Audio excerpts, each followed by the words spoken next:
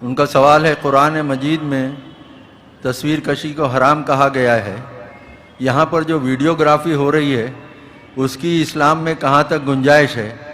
کچھ لوگ T V کو بھی حرام کہتے ہیں، برائے مہربانی وضاحت کریں۔ ایک تو آپ کو مغالطہ یہ ہے کہ قرآن مجید میں تصویر کشی کو حرام قرار دیا گیا ہے۔ قرآن میں کہیں یہ حکم موجود نہیں ہے، بلکہ قرآن میں تو حضرت سلیمان کے بارے میں آتا ہے کہ ان کے لیے جو جنات جو تھے ان کی غلامی میں وہ تماثیل بھی بناتے تھے، مجسمے بھی بناتے تھے، تو مجسمہ سازی بھی حرام نہیں تھی اس وقت۔ اصل میں یہ حدیث نبوی ہے صلی اللہ علیہ وسلم کہ تصویر بنانا اور مجسمہ بنانا جاندار چیز کا وہ حرام ہے۔ اس وقت تک کیمرہ ایجاد نہیں ہوا تھا، بلکہ ہاتھ سے تصویر بنتی تھی۔ جاندار کی تصویر بن رہی ہے تو ہاتھ سے، مجسمہ بن رہا ہے تو ہاتھ سے، تو اس کے تو حرمت پر پوری امت متفق ہے۔ لیکن جب کیمرہ ایجاد ہو گیا تو ایک نئی چیز آ گئی نا، اس میں اختلاف ہو گیا۔ جیسے شاید آپ کے علم میں ہو، لاؤڈ سپیکر پر ہمارے بڑے بڑے علماء کا فتویٰ تھا اذان حرام ہے، خطبہ حرام ہے، اور فتویٰ کس کا؟ مولانا اشرف علی تھانوی رحمۃ اللہ علیہ کا۔ ایک نئی چیز آئی تھی، اس کے بارے میں ان کی رائے ہوئی، لیکن آج آپ کو معلوم ہے کون سی تھانوی مسجد ہے کہ جس میں اذان جو ہے لاؤڈ سپیکر پر نہیں ہوتی اور خطبہ جو ہے وہ لاؤڈ سپیکر پر نہیں ہوتا۔ تو نئی چیز کے آنے پر جو ہے یقیناً اختلاف رائے کے پیدا ہونے کا امکان ہے۔ عالم عرب کے تمام علماء کا تقریباً اس پر اتفاق ہوا کہ چونکہ اس میں ہاتھ کا کوئی عمل نہیں ہے، یہ عکس ہے، یہ جائز ہے،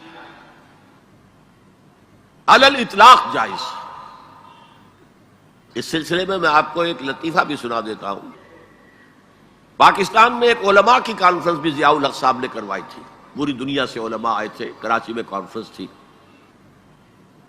عبد الفتاح ابو غدہ رحمت اللہ علیہ بہت بڑے حنفی عالم تھے، عالم عرب کے حنفی عالم بہت بڑے، عبد الفتاح ابو غدہ۔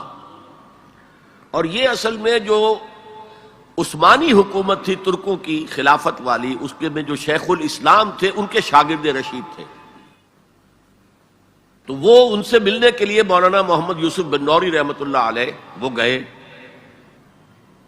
تو ساتھ ہی دعوت دے آئے۔ وہ تو ہوٹل میں جا کر ملے، ساتھ ہی کہا کہ ہمارا وہ دارالعلوم ہے، وہ بھی آپ ذرا وزٹ کر لیجئے، دیکھ لیجئے۔ وقت مقرر ہو گیا۔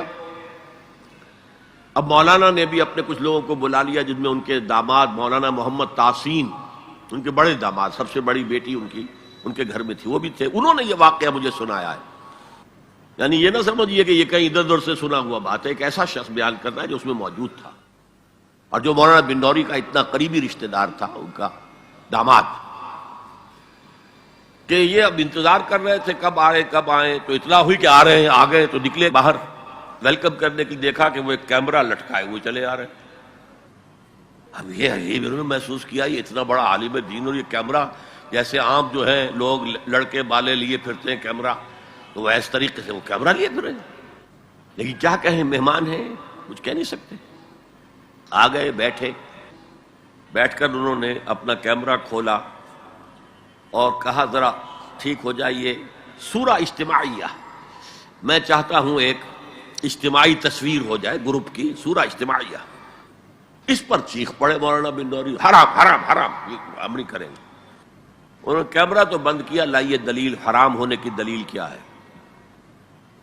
جو دلیل انہوں نے دی وہ کاٹ دی، جو دلیل دی وہ کاٹ دی، جو دلیل دی وہ کاٹ دی۔ آخر میں مولانا بن نوری کو کہنا پڑا کہ ٹھیک ہے یہ حرام نہیں ہے، لیکن یہ خلاف تقویٰ ہے۔ آپ نے کہا ٹھیک ہے، آپ اس پر قائم رہیں، خلاف تقویٰ ہے، مجھے اس پر کوئی وہ نہیں ہے، لیکن یہ کہ آپ حرام کہیں گے تو مجھے دلیل دینی پڑے گی۔ آپ خليل بالقرآن هو إمامنا على هداية الله